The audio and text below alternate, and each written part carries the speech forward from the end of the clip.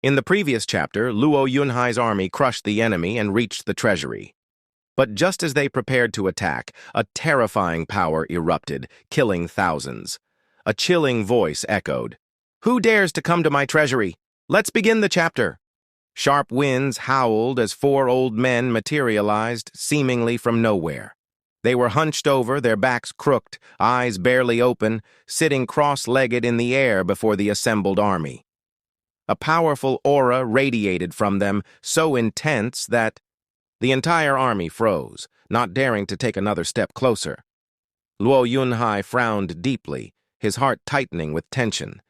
He clenched his fists, realizing with a jolt that Zhuo Fan's demon-scheming sect elders at the main hall weren't the only experts this sect possessed. These four at least had stayed behind, and the sheer pressure emanating from them. They were definitely in the ethereal stage. Yunhai grew pensive, uncertainty clouding his mind about how to proceed. From afar, Li Jingtian's team stared at the four figures, their faces paling. "Damn it!" one of them hissed. "Those are..." The five venerables surged towards Luo Yunhai's side, their earlier confidence replaced by grim seriousness. Luo Yunhai couldn't gauge the true extent of the four elders' power. He simply wasn't at a high enough cultivation to even truly sense it. But Li Jingtian, he could tell. They were actually in the 9th layer of the ethereal stage, just a hair's breadth away from reaching the soul harmony stage. For experts of this caliber to appear, and not just one, but four of them. Even Li Jingtian's team, as ethereal stage experts themselves, knew they couldn't guarantee victory against such opponents. There was absolutely no way their weak clan head could even touch them. Li Jingtian and his team of 5 rushed forward at top speed, fear gripping them that their clan head might be killed in the next instant. Zhuo Fan, observing from his own chaotic battlefield, glanced over and for the first time a flicker of worry crossed his face. Yet he was trapped, unable to intervene. The long spear, wielded by his relentless opponent, was already hurtling towards him once more.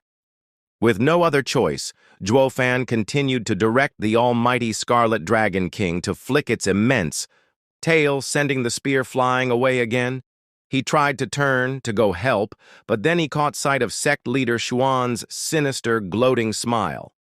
"Humph," sect leader Xuan sneered, his voice dripping with malice. "Zhuo Fan, if you had just run away with so many fools clearing a path for you, I might not have been able to stop you. But no, you just had to be so greedy, so arrogant, and start fighting. Now our 4 high venerables have emerged. You have no chance of escape now, ha ha ha." Sect leader Xuan cackled, a sound that grated on the nerves. Zhuo Fan cast a long, assessing gaze at the 4 old men. 4 ethereal stage experts in the 9th layer, sure, impressive, he conceded, his voice calm despite the situation, but only a tiny bit stronger than your own 8th layer cultivation. Sect leader, and you actually think they'll turn this battle around? Think again. "Ha ha ha, a tiny bit, you say?" Sect leader Xuan mocked, his smirk widening. "Zhuo Fan, you clearly know nothing about the Western lands, do you? You have absolutely no idea of the true power of my mystical heaven sect." He gestured theatrically towards the 4 elders. "Then feast your eyes on their power, Zhuo Fan! Ha ha ha!" Zhuo Fan narrowed his eyes, focusing his gaze more intently on the 4 figures. And then, his brow furrowed, a hint of unease, finally creeping into his expression. The 4 old men still sat there, eyes closed, suspended in midair. They were positioned in a tight circle, no more than 3 meters across, slowly spinning around each other. Each elder emanated a distinct, otherworldly glow, red, green, white, and golden. As the 4 colored lights intertwined, following a strange rhythmic pattern, they began to merge, coalescing into a blinding, earthen yellow light. Then, A deafening roar like a dragon's bellow shook the air. An earthen-colored dragon, formed of pure energy, materialized and began to circle rapidly around the four elders. The ground beneath them trembled violently, rolling and pitching like a ship caught in a raging storm. Radiant stage and profound heaven cultivators alike struggled to even remain standing. As the intense earthen glow washed over them, they felt their insides violently vibrate, and then they began vomiting blood. Many of them, their eyes rolling back into their skulls, simply collapsed, lifeless. In the blink of an eye, thousands were dead. Yet the four old men appeared completely unmoved, undisturbed, still sitting there, spinning in their circle, eyes still closed, as if in deep meditation. Luo Yunhai's voice cracked with urgency as he shouted, "Get into the air! Get away from those four! Don't let their shockwave hit you!" No one was foolish enough to ignore such a clear and present danger. Everyone, soldiers and cultivators alike, scrambled into the air, desperately trying to put distance between themselves and the terrifying yellow curtain of light emanating from below. "Ha ha ha ha," one of the old men chuckled, his voice carrying an ancient, mocking tone. "Why would we four venerable ones even care about insects like you as you scurry away? But this time you dared to invade the mystical heaven sect, and you came for our treasury. As the highest venerables of this sect, the four of us cannot and will not ignore such a blatant transgression." The same elder smiled faintly, and with a subtle shift in his hand gestures, all four elders simultaneously altered the signs they were making. They finally seemed to move, or more precisely, their entire spinning circle shifted. Even though they never opened their eyes, never even blinked, as they continued to spin in their tight circle, the invisible force they generated solidified, feeling less like a circle and more like a vast, horizontal disk. It whooshed outwards, sweeping over the crowd, the yellow dragon of energy looming overhead, spinning in perfect synchronicity, and the immense, relentless force generated by this constant, rapid spinning slammed into everything in its path. No one had time to react. Blood and gore erupted, flying in every direction. The spinning yellow disk simply sliced through a dense group of soldiers, mowing down thousands of people, reducing them instantly to a bloody, unrecognizable pulp. The disk completed its pass, then, sickeningly, it made a return trip, and thousands more suffered the same gruesome, instant death. In just a single horrifying move, at least 10,000 people lay dead, scattered across the ravaged ground. Everyone was paralyzed by shock, unable to react, hearts pounding with pure, unadulterated fear as they stared at the deadly yellow disk. Luo Yunhai was utterly overwhelmed, watching the disk, so impossibly deadly, reaping through the lives of his men as easily as a scythe through wheat. His heart plunged into icy panic. By the time he could even process what was happening, 30,000 men were gone, wiped from existence. He roared, his voice raw with desperation.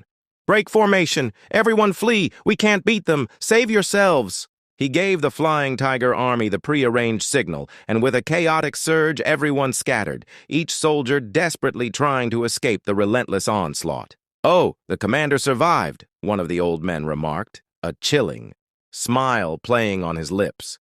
And then he casually directed the deadly disc straight towards Luo Yunhai, its path now laser-focused. Luo Yunhai reacted instantly, desperately trying to flee.